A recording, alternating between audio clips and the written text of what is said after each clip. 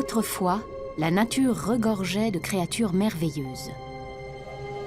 Il y avait des griffons,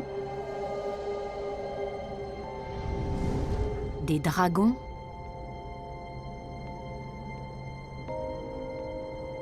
des licornes,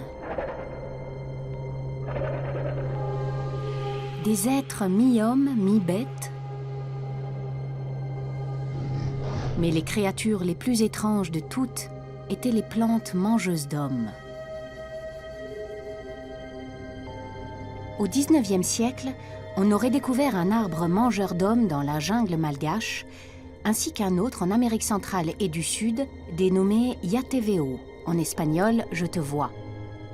Ces arbres auraient été dotés de tentacules qui, tels de grands serpents verts, se seraient resserrés sur leur proie avec la ténacité sauvage des anacondas.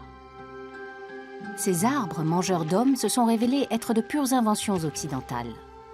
Néanmoins, comme toutes les bonnes histoires, elles renfermaient une part de vérité. Lorsque les naturalistes de l'époque explorent les versants du mont Kinabalu, sur l'île de Bornéo, ils observent une chose étrange, de gigantesques plantes en forme d'urne. Et à l'intérieur de l'une d'elles, ils découvrent le cadavre partiellement digéré d'un rat. Cette découverte fait sensation et inspire tout particulièrement le plus grand naturaliste de l'époque victorienne, Charles Darwin. Il conduit un certain nombre d'expériences qui révèlent que de nombreuses espèces de plantes sont carnivores. Elles attrapent des insectes et les digèrent. Et pour attirer leurs victimes dans leur piège fatal, elles utilisent d'incroyables astuces.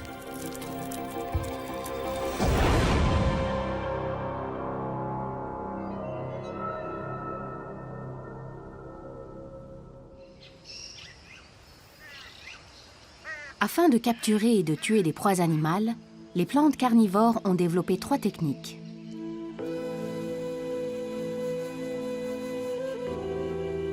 L'une d'elles est la technique du papier tue-mouche. La plante sécrète une substance gluante, le mucilage, à laquelle les insectes restent collés.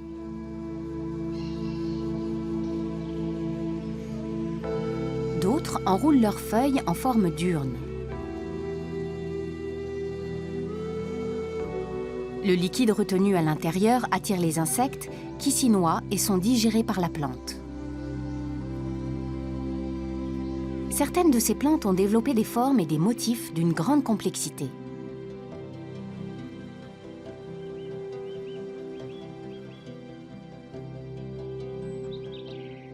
La 3e méthode consiste à emprisonner mécaniquement les proies. Tel un piège à souris, la plante se referme sur les insectes venus s'y nourrir. En découvrant ces plantes, les naturalistes n'en croient pas leurs yeux. Des espèces végétales capables d'attraper et de tuer des insectes?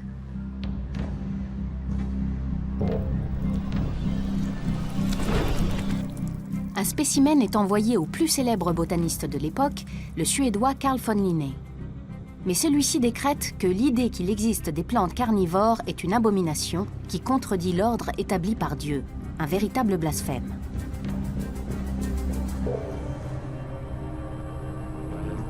Carl von Linné est l'auteur d'un système de classification du vivant encore largement utilisé de nos jours. Il refuse néanmoins d'admettre que des plantes puissent être carnivores. Une centaine d'années plus tard, Charles Darwin prouve le contraire. Il cultive de nombreuses espèces de plantes insectivores pour mener ses expériences. Il concentre toutefois une bonne partie de ses recherches sur les Drosera ou Rossolis. Darwin est fasciné par ces plantes hors du commun. Il va jusqu'à dire que les Drosera l'intéressent davantage que l'origine de toutes les autres espèces de ce monde.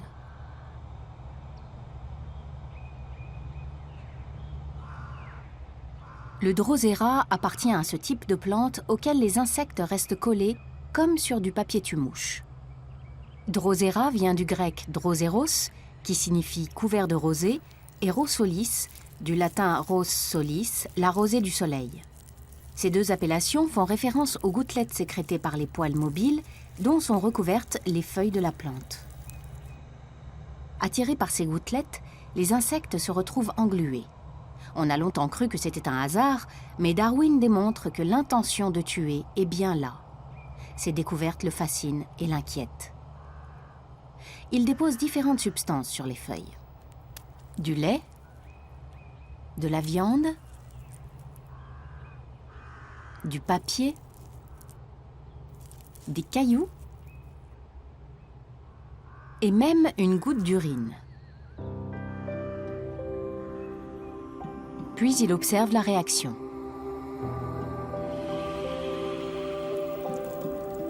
Les tentacules de la plante se referment sur la goutte de lait. De même avec la viande et la goutte d'urine.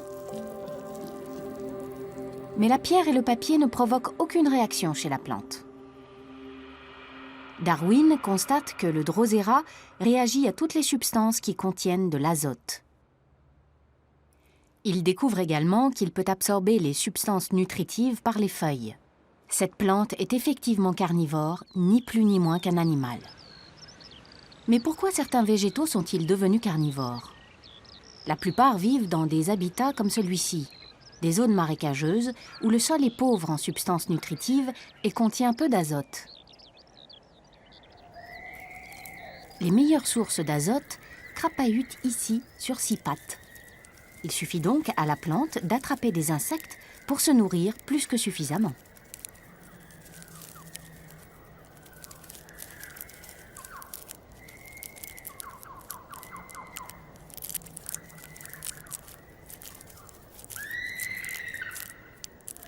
Comme dans les expériences de Darwin, la feuille du Drosera réagit quand un insecte s'y englue. En l'espace d'une demi-heure, pareil à de minuscules tentacules, ces pédoncules emprisonnent l'insecte, puis la feuille se referme sur sa proie.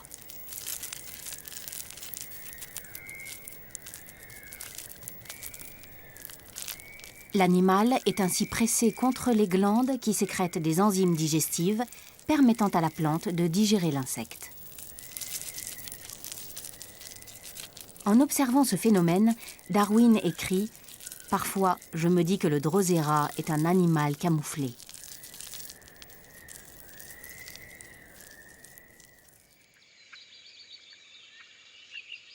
Dans les marais de Floride, les plantes rivalisent avec les prédateurs du règne animal. Par endroits, le sol est entièrement couvert de Drosera. Ce sont des lieux où grouillent les proies.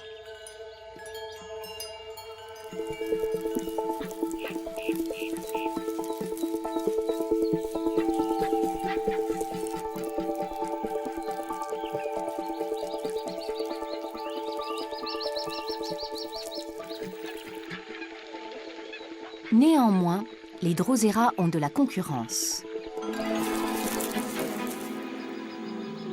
Ceci est une araignée loup. L'araignée loup tisse sa toile sur la litière forestière. Quand quelque chose remue sur la toile, les vibrations avertissent l'araignée.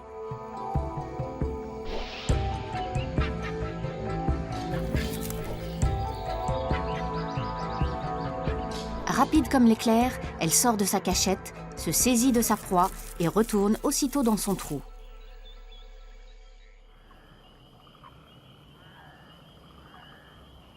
Quand les proies se font rares, les araignées loups construisent de plus grandes toiles et les Drosera ont moins à manger.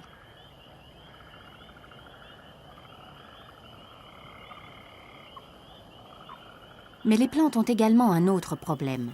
Elles ont besoin de temps pour tuer leur proie, or des insectes qui se débattent attirent l'attention d'autres prédateurs.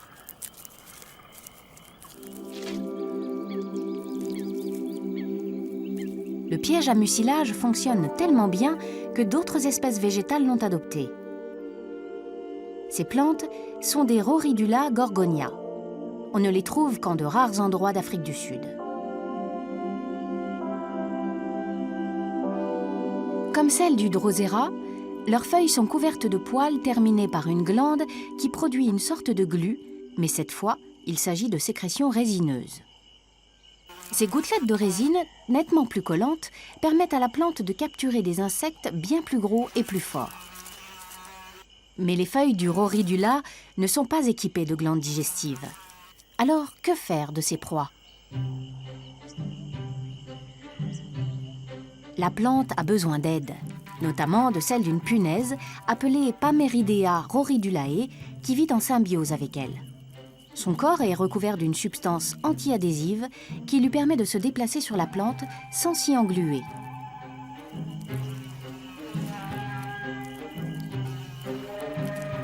Ces punaises sont des prédatrices. Elles sont des centaines sur une même plante, assez pour dévorer tous les insectes capturés par le Rhoridula.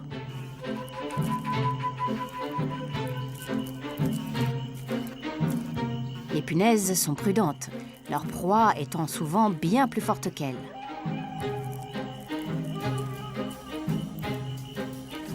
Celle-ci vient régulièrement contrôler l'état d'épuisement de cette mouche. Elle la picote ainsi pendant une dizaine de minutes.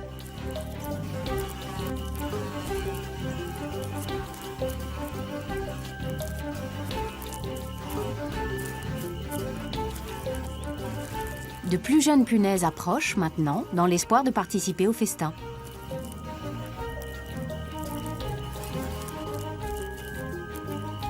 D'abord, elles se battent entre elles.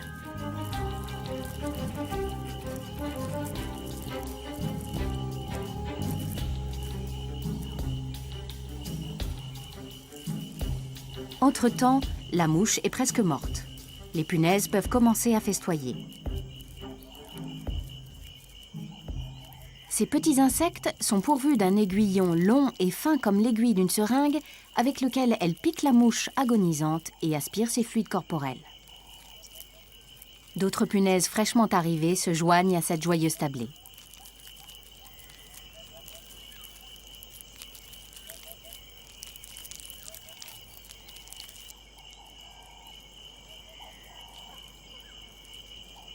Après le repas, les insectes excrètent des déchets qui servent ensuite d'engrais à la plante. Ce sont ces précieuses déjections qui sont absorbées par les tissus végétaux.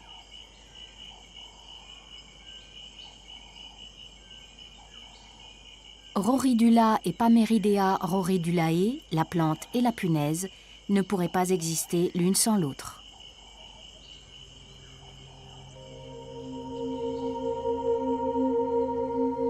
Cette sorte de rosée gluante se révèle donc très efficace pour approvisionner les plantes en substances nutritives.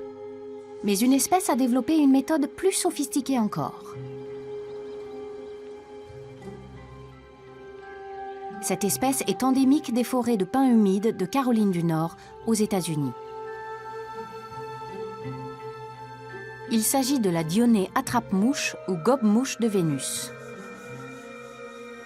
Ces feuilles, au lieu de s'enrouler lentement autour de la proie, se referment rapidement sur l'insecte comme des mâchoires.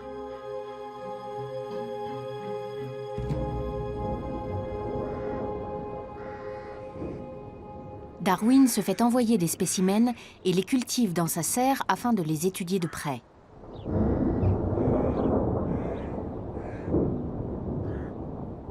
Il constate qu'en plus des épines qui bordent les deux lobes des feuilles, 3 poils se dressent au centre de leur surface interne.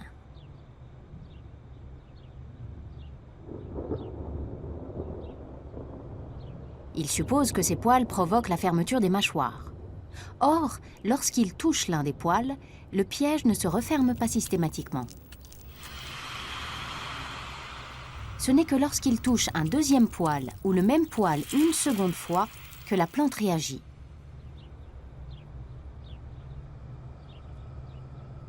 Il y a une bonne raison à cela.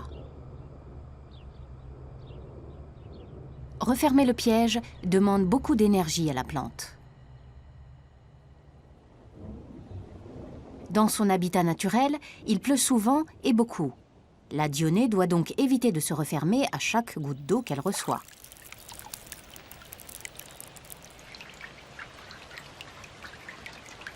Si 2 poils doivent être touchés, ou le même poil 2 fois de suite pour que s'enclenche le mécanisme, la probabilité pour que les lobes se referment inutilement est moindre. Cela n'arrive en effet que lorsque 2 stimulations sont exercées en l'espace de 20 secondes. L'insecte vient de toucher un poil, le compte à rebours a commencé.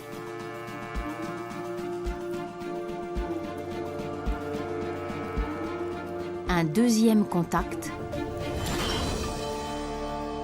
et le piège se referme sur lui. Les insectes réagissent rapidement, mais le gobe-mouche de Vénus est plus rapide encore. Sa mâchoire se referme en une fraction de seconde. Pour pouvoir en observer le mécanisme, l'image est ici ralentie 80 fois.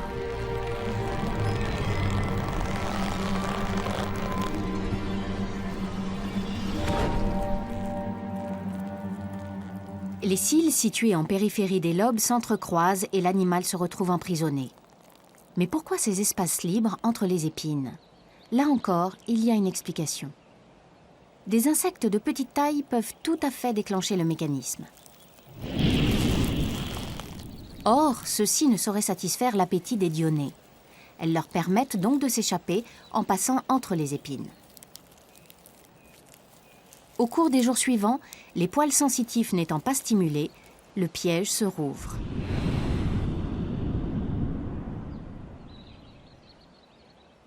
Les insectes de taille plus importante sont en revanche définitivement enfermés. Leur tentative de fuite stimule les poils en continu, si bien que les lobes de la feuille se resserrent de plus en plus au fil des heures. Leur face interne sécrète des substances qui tuent l'insecte et le digèrent.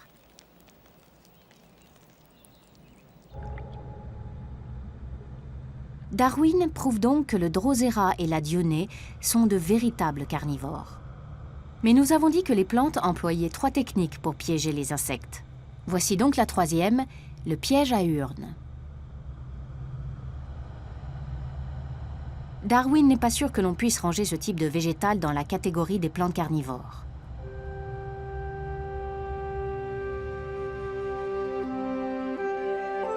Nous savons aujourd'hui que c'est au sein de cette famille de plantes que l'on trouve les pièges les plus élaborés.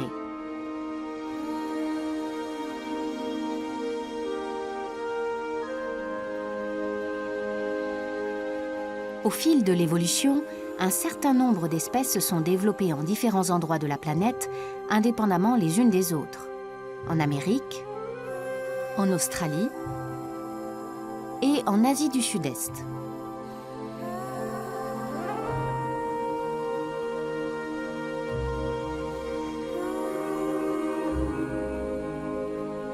Toutes sont spectaculaires par leur forme et leurs motifs.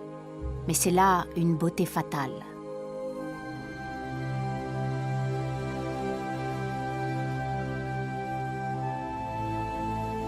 De fait, elles sont un mécanisme implacable destiné à attirer les insectes et à les mettre à mort. Ces structures complexes semblent si parfaites à Darwin qu'il en vient à douter qu'elles puissent résulter du processus de sélection naturelle. Mais les forêts marécageuses des régions tropicales d'Amérique nous fournissent une explication. Ici, les arbres sont chargés de broméliacées, une famille de plantes à laquelle appartient l'ananas. De nombreuses espèces sont épiphytes. Elles croissent sur les branches ou sur le tronc des arbres sans en tirer leur nourriture et sont généralement en hauteur pour capter le plus de lumière possible. L'inconvénient, c'est qu'avec leurs racines aériennes, elles ne peuvent pas absorber l'eau et les nutriments du sol comme les autres plantes.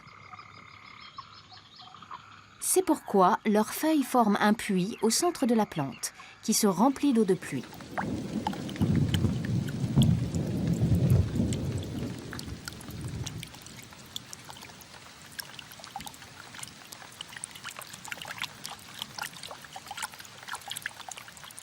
Ce puits accueille aussi les feuilles tombées des arbres environnants, si bien que la plante a quantité de substances nutritives à disposition dans son réservoir privé. Qui n'est pas si privé que ça. De nombreux animaux de petite taille utilisent en effet le puits des broméliacées comme de petits étangs miniatures. En Amérique du Sud, les grenouilles venimeuses de l'espèce Philobates terrible vont de plante en plante à la recherche d'un puits encore inhabité pour y élever leurs têtards en toute sécurité. À partir de ce principe relativement simple, se sont développés les pièges les plus élaborés.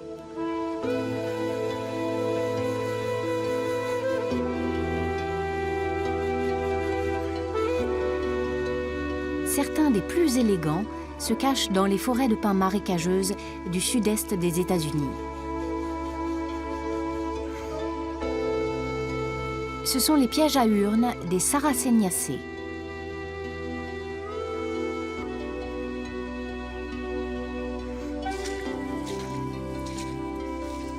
Stuart McPherson, chercheur en biologie, a découvert de nombreuses nouvelles espèces de plantes à urnes. Il a exploré les marécages américains pour dénicher les espèces les plus spectaculaires.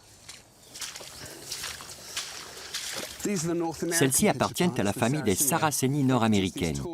Elles forment de longs tubes aux bords recourbés et attirent les insectes en produisant un nectar sucré. En essayant d'atteindre ce nectar, les insectes glissent à l'intérieur et tombent tout au fond du tube, d'où ils ne peuvent plus ressortir. Ils finissent par y mourir. La plante sécrète alors des enzymes et des acides sous l'effet desquels l'animal piégé se décompose. Il s'agit là d'une espèce appelée Sarracenia flava, généralement de couleur jaunâtre, mais qui peut prendre des teintes diverses et variées.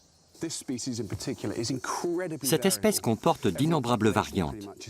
Chaque population est différente, ou presque. En voici une qui est rouge avec une coiffe jaune veinée de rouge. Ce sont ces couleurs vives qui attirent les insectes. Et j'en vois une autre variété là-bas. Celle-ci, à quelques mètres seulement de l'autre, est rouge sang et se démarque vraiment de tout ce qui l'entoure. Son piège mortel n'en est que plus attirant. Il y a 8 espèces de Sarracenies. La plupart poussent dans les régions chaudes et humides du sud-est des États-Unis. Néanmoins, cette espèce-ci, la Sarracenie pourpre, pousse dans tout l'est des États-Unis et jusqu'au Canada. Elle se démarque également de ses congénères pour une autre raison. Elle ne produit pas d'enzymes pour digérer ses proies. Et pourtant, elle est bien carnivore, elle aussi. Elle sécrète un nectar et est tapissée de poils obliques orientés vers le bas. Un piège tout aussi efficace et mortel que celui de ses cousines. Mais comme le Roridula, elle a besoin d'aide pour digérer ses proies. Les insectes emprisonnés se noient et coulent au fond du puits où la larve d'un moustique, le Metriocnemus knabi, se charge de les déchiqueter, libérant ainsi de minuscules particules de matière organique.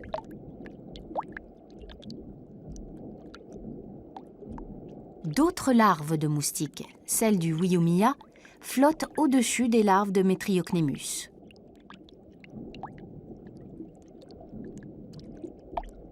Leur appareil buccal ressemble à des brosses. En s'agitant, elles produisent des courants qui font affluer les particules dans leur direction et leur permettent de les absorber. Les 2 larves rejettent leurs excréments dans l'eau. Ceux-ci regorgent de nutriments que la plante peut alors absorber. La Sarracenie pourpre est un habitat unique, le seul où l'on trouve ces larves de moustiques.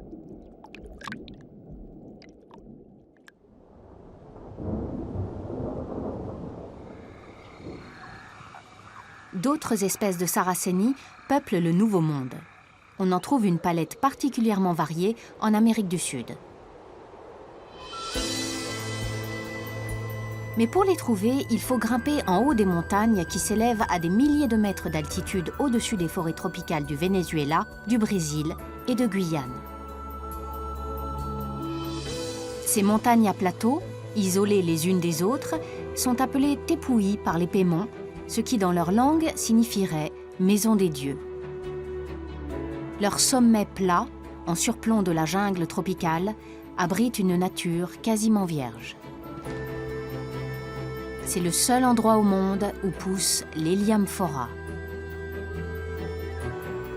Comme toutes les Sarraceniaceae américaines, elle est constituée de feuilles enroulées sur elles-mêmes pour former un piège. Mais on a ici de simples cornets verts avec une ligne rouge, là où la feuille est soudée sur elle-même. Une simplicité qui peut faire passer la plante pour primitive, alors qu'elle résulte d'une parfaite adaptation aux conditions climatiques extrêmes qui règnent au sommet des Tepuy.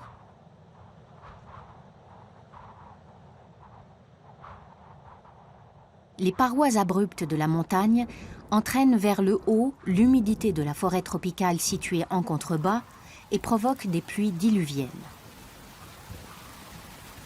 Il pleut presque en continu sur les reliefs tabulaires des Tepuy, ce qui pourrait s'avérer problématique pour les Eliamphora. Contrairement à leurs cousines d'Amérique du Nord, elles n'ont pas de coiffe pour se protéger de la pluie. Par conséquent, on pourrait penser que l'urne se remplit parfois tellement que les précieux nutriments emmagasinés se retrouvent dilués, voire que l'urne se renverse. Mais étrangement, le niveau de l'eau ne varie pas, même lorsqu'il pleut.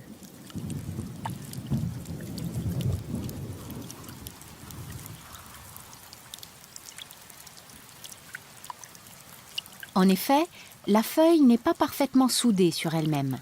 La ligne rouge de la soudure cache une fente d'où l'eau s'écoule par une petite rigole jusqu'à la base de la plante.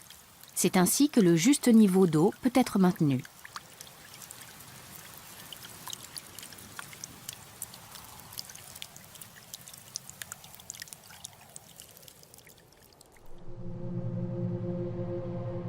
Un autre genre de Sarraceniaceae prospère en Amérique. Ces plantes-là vivent dans les montagnes de Californie et de l'Oregon, où elles peuvent atteindre quasiment 1 mètre. Il s'agit de la Darlingtonia californica, ou plante cobra. L'entrée de l'acidie, l'organe en forme d'urne, est discrète, cachée sous une sorte de coiffe bulbeuse dont la partie supérieure est tachetée de blanc. Ces taches sont autant de petites fenêtres translucides à travers lesquelles les insectes peuvent voir le monde extérieur. Mais la plante ne leur fait miroiter la liberté que pour mieux les prendre au piège. Cette mouche n'a pas pu résister à la tentation, attirée par l'odeur du nectar.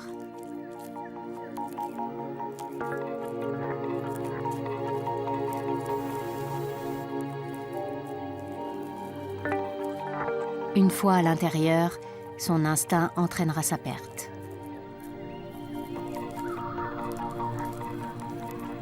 Après avoir mangé tout son sou, elle tente de sortir en se dirigeant vers la lumière, mais elle ne fait que foncer dans les fenêtres de la plante, se heurtant à une paroi glissante où elle perd bientôt pied et, épuisée, tombe au fond du piège. De toutes les plantes à piège passif du Nouveau Monde, la Darlingtonia californica est la plus étrange. Mais le règne végétal comporte également des plantes carnivores tout à fait fantastiques dans la zone intertropicale humide de l'Ancien Monde. Les forêts vierges d'Asie du Sud-Est sont le royaume des Népentacées.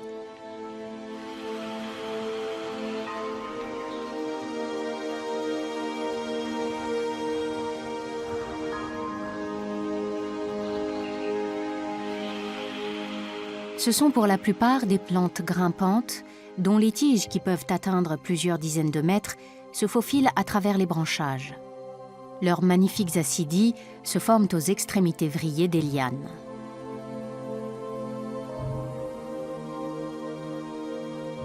Il y a environ 130 espèces connues de Nepenthes, de formes et de couleurs incroyablement variées.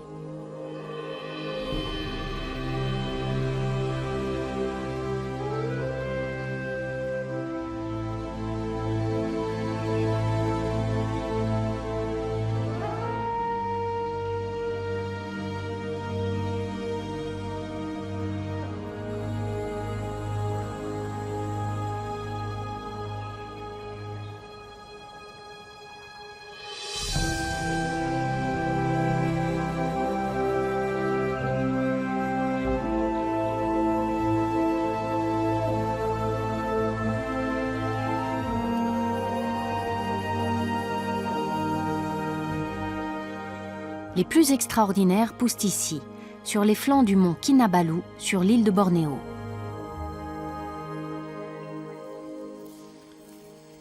Stuart McPherson connaît bien cette montagne pour l'avoir explorée de fond en comble à la recherche de nouvelles espèces de plantes carnivores.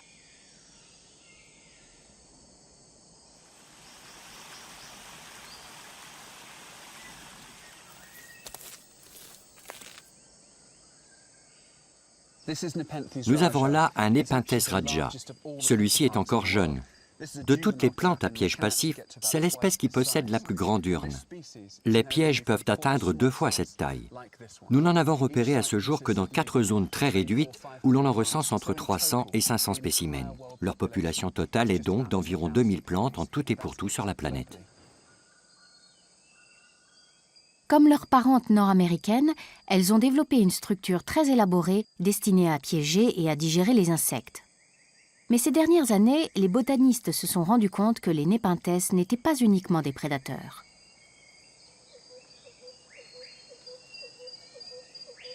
Celui-ci est le Nepenthes bicalcarata, autrement dit à 2 éperons. Il tire son nom de ces 2 nectaires géants situés sous l'opercule. Aussi mortels que des crocs de serpent, ils sécrètent un suc qui attire les insectes, mais sont si glissants que les pauvres bêtes ne tardent pas à tomber et atterrissent directement dans les sucs digestifs de la plante. Mais il y a aussi des insectes qui vivent à l'intérieur de l'acidie, une certaine espèce de fourmi. Celles-ci parviennent à descendre le long des parois glissantes de l'intérieur de l'urne et même à nager dans le liquide qu'elle contient pour y prendre de la nourriture.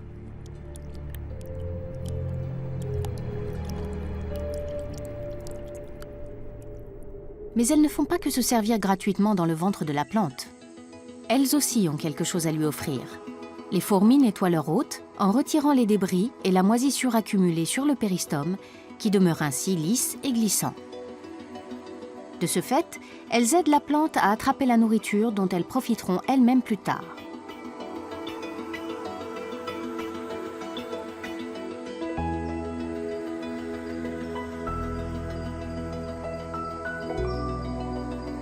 Le Nepenthes sert également de refuge aux fourmis qui creusent une ouverture dans un renflement de la liane et peuvent ainsi y faire leur nid.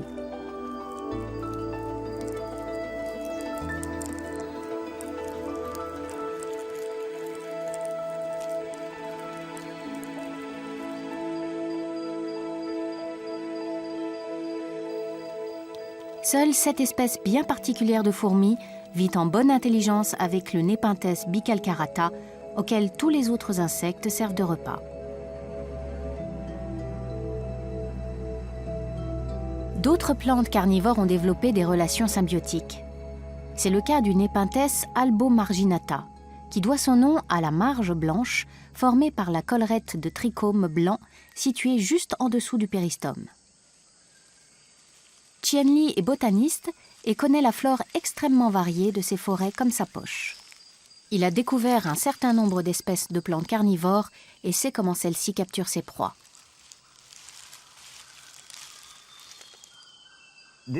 Ça, c'est un Nepenthes albomarginata. C'est l'une des plantes à urnes les plus singulières. Elle a une bande blanche autour du péristome qu'on ne retrouve chez aucune autre espèce du genre. On a découvert récemment qu'elle attirait les termites. Celles-ci se nourrissent des petits poils blancs de la collerette et en venant s'approvisionner, beaucoup tombent à l'intérieur du piège. C'est donc une plante mangeuse de termites. Ce phénomène est très difficile à observer dans la nature. On trouve des Nepenthes albomarginata dépourvus de leur bande blanche et remplis de termites. Mais il est très rare de voir les termites à l'œuvre. Et pour cause, cette plante n'attire qu'une seule espèce de termite, principalement active la nuit.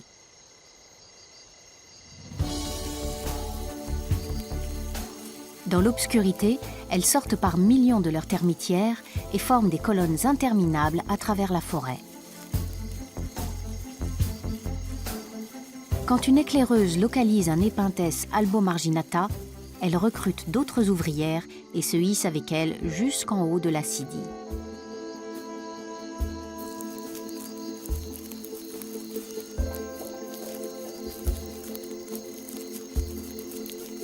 Les petits poils blancs sont irrésistibles et elles s'en repaissent goulûment.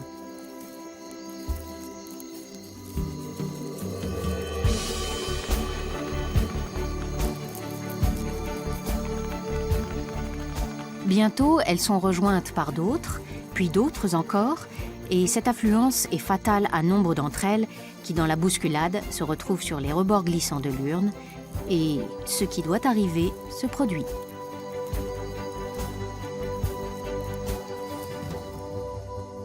C'est par hasard que les termites dénichent des Nepenthes à collerette blanche. Cette affluence de proie n'est donc pas monnaie courante pour la plante. On peut facilement repérer lesquels ont festoyé la nuit précédente.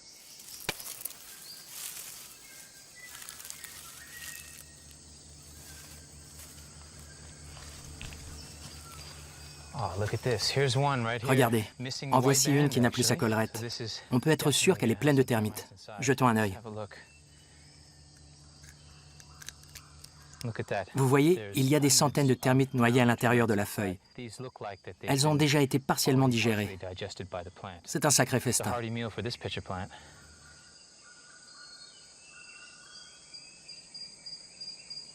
Au fil de l'évolution, certaines plantes carnivores sont devenues végétariennes.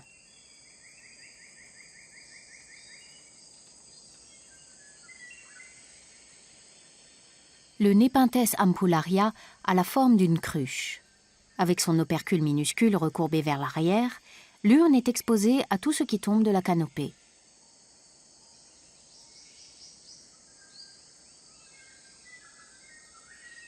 Sa bouche béante laisse pénétrer les feuilles et les brindilles qui se décrochent des arbres.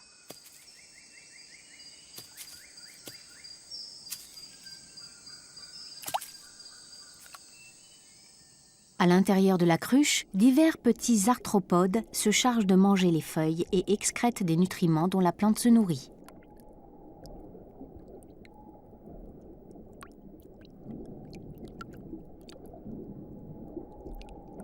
On observe ici diverses larves de moustiques et même de minuscules têtards. Ces têtards sont ceux de la Microhyla nepenticola, une grenouille pas plus grande qu'un petit pois qui aime déposer ses œufs dans cette petite mare privée à l'abri du danger.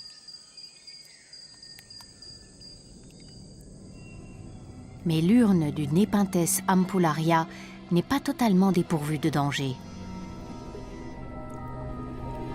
Cette larve appartient au genre des toxorynchites ou moustiques éléphants et il s'agit là d'un dangereux prédateur qui dévore les larves d'autres moustiques.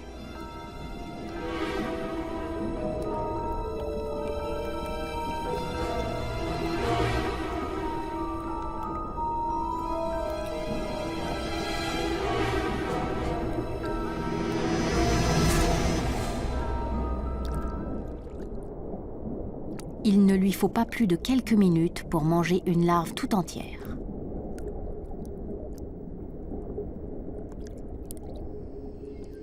Un véritable écosystème miniature s'est mis en place à l'intérieur de cette drôle de feuille ventrue. Les Nepenthes ne font donc pas que manger des insectes. Ils ont créé toutes sortes de liens symbiotiques complexes avec divers animaux. Le plus extraordinaire vient à peine d'être découvert. Alors qu'il faisait des recherches dans la forêt tropicale du mont Kinabalu, Chien Li a observé que la plus grande des plantes à urnes, le Nepenthes raja, recevait des visiteurs inhabituels. Ce qui fait la particularité de cette plante, ce n'est pas seulement le fait qu'elle soit carnivore, mais c'est qu'elle attire même des mammifères. La surface interne de l'opercule est tapissée de nectar. Toutes ces petites glandes que vous voyez là en sécrètent constamment de jour comme de nuit. Cette espèce n'a été étudiée que récemment et grâce aux images qui ont été filmées, on a maintenant la preuve qu'elle attire de petits mammifères.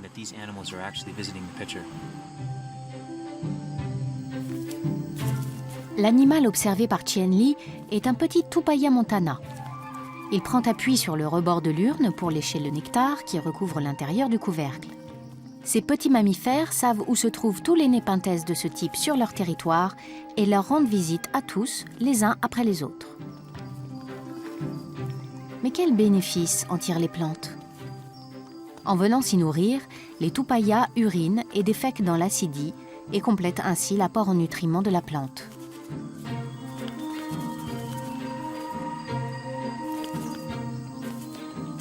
Le Tupaya montana est un animal diurne.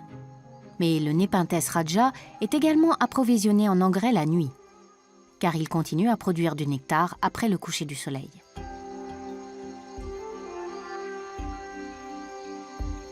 Et ce nectar attire alors le Rattus baluensis.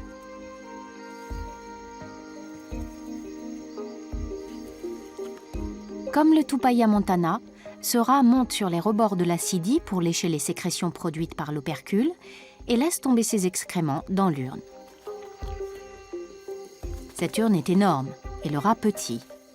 S'il glisse, il se retrouve piégé et sert de repas à la plante.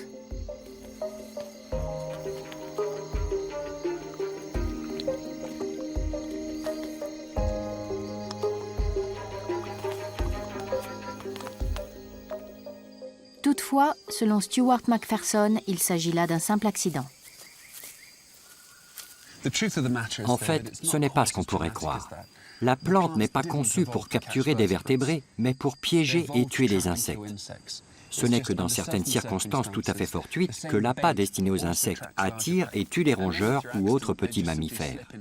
Et ceux-ci ne tombent que rarement dans l'urne et ne restent coincés que dans les plus grosses dont ils n'arrivent pas à escalader les parois.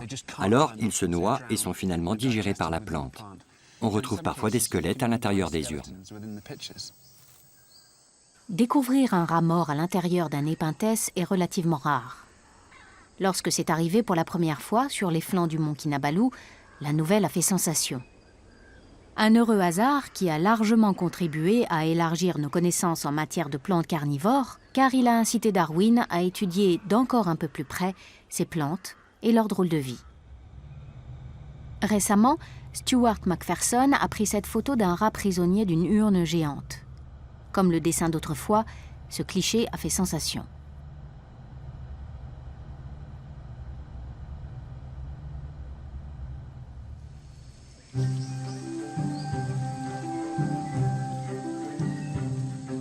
Ces plantes étranges nous fascinent toujours autant, et les montagnes de Bornéo nous réservent probablement encore bien des surprises.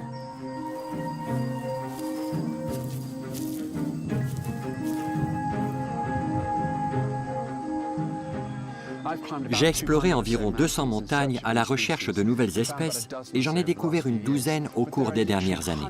Mais il y a encore des centaines de montagnes à explorer. Il doit donc y avoir encore des dizaines et des dizaines d'espèces à découvrir. Nous commençons seulement à comprendre les relations incroyablement complexes qui existent entre les plantes et les animaux et autres organismes.